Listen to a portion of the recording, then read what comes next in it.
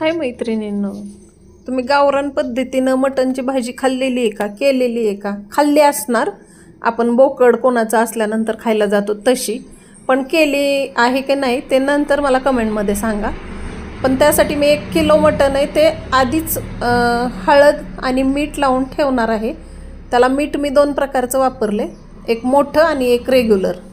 आणि त्यासाठी हे वाटण करायचे, खोबरं, आलं आणि कोथिंबीर. हे बारीक एकदम बारीक वाटून घ्यायचे, म्हणजे त्याचा मिठाचा रस्सा जो असतो ना तो एकदम थिक होतो आणि एकदम चवदार लागतो. बघू शकता एकदम बारीक केलेलं आहे मी. आता हे थोडं मॅग्नेट झालेलंच आहे, हळद आणि मीठ लावलेलं. घरकुल ते पण शिजताना घालायचं आणि ते खर खाली राहावी म्हणून मी त्याला पण गरम पाणीच घातलेलं आहे.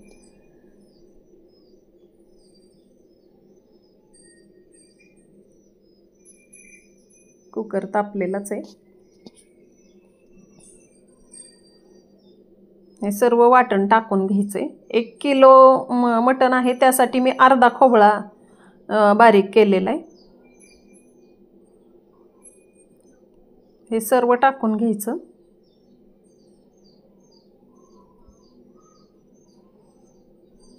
आणि हलवून झाकून ठेवायचं आणि त्याची एक वाफ काढायची, म्हणजे जे मीठ घातलेलं आहे त्याचं पाणी सुटतंय तोपर्यंत.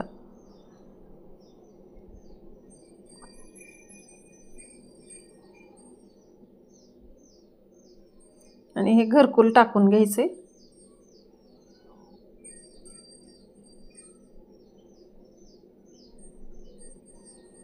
पाहिजे तेवढं गरम पाणी टाकून घ्यायचं. पाहिजे तेवढं म्हणजे किती, तर सर्व मटण त्याच्यात बुडेल एवढंच टाकायचं, नाहीतर ते कुकरमधून बाहेर येतं पाणी.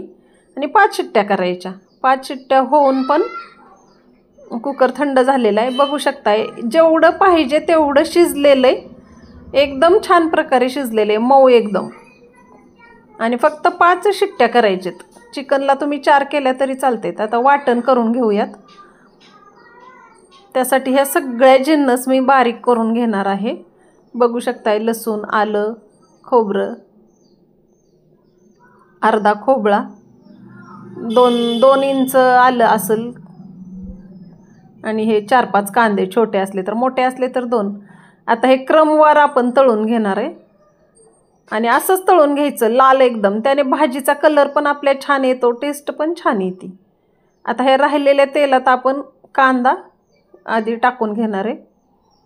तो थोडा सुटेपर्यंत तळसून द्यायचा बदामी, आणि नंतर आलं आणि लसूण टाकून घ्यायचं. हे पण बदामी चांगलं भाजून घ्यायचं तळून.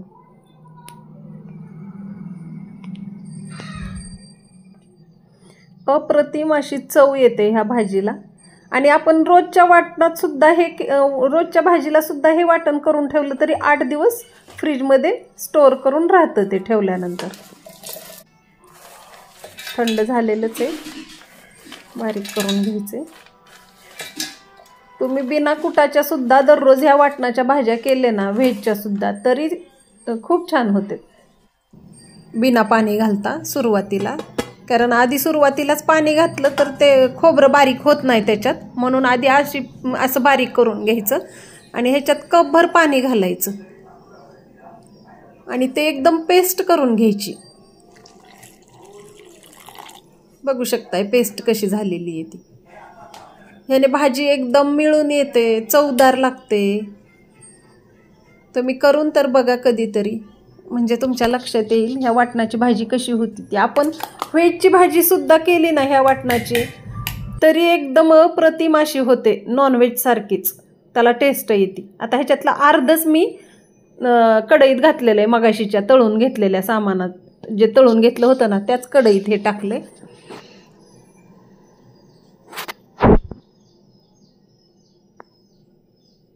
याच्यात एक नाश्त्याचा चमचा बेसन पीठ घालायचं.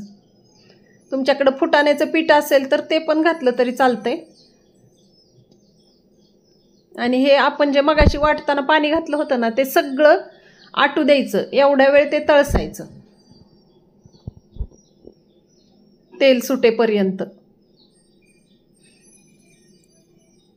आणि भाजीला कधी पण गरमच पाणी घालायचं, त्याने भाजीची टेस्ट चांगली येते, तरी चांगली येते. तर तुम्हाला पाहिजे तेवढा मसाला टाकायचा आहे त्याच्यात, कारण तुमचा मसाला जास्त तिखट असेल तर थोडाच टाका. आणि तसंही ही भाजी एकदम झणक मारत नाही, अशी सॉफ्ट तिखट लागते एकदम.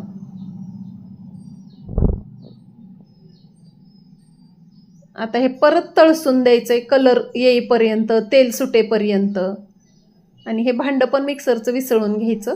मी त्याच्यातला राहिलेला अर्धा मसाला काढून घेतलाय, कारण ह्या मसाल्यात 10 ते 12 माणसांसाठी भाजी होती, पण मी 4-5 माणसांसाठीच केलेली आहे, त्यामुळे मी बाकीची दुसऱ्या भाज्यांसाठी ठेवून देणार आहे. बघू शकताय तेल सुटायला लागलेले, एकदम कलर पण चेंज झाला एकदम. आता हे काढून घ्यायचं आणि तुम्हाला पाहिजे तेवढं गरम पाणी त्याच्यात टाकून घ्यायचं, तुम्हाला जेवढी भाजी करायची तेवढं. तर आज वेळात वेळ काढून तुम्ही माझी रेसिपी बघितली, त्याबद्दल सर्व ताईंचे खूप खूप धन्यवाद. आणि चॅनलवर नवीन असाल तर सबस्क्राईब करा. रेसिपी आवडली असेल तर लाईक करा, शेअर करत जावा. एक छोटासा कमेंट टाका की तुम्हाला रेसिपी कशी वाटली, तुम्ही केली भाजी तर कशी होईल हे पण मला सांगा कमेंटमध्ये. आणि आवर्जून भाजी बनवून बघा, किती थिक झालेली आहे एकदम, आणि कलर पण तसाच आलेला आहे, तरी पण तशीच आलेली आहे. तर भेटूया अशाच साध्या सोप्या पण खमंग अशा रेसिपीत नंतर. तोपर्यंत थँक्यू.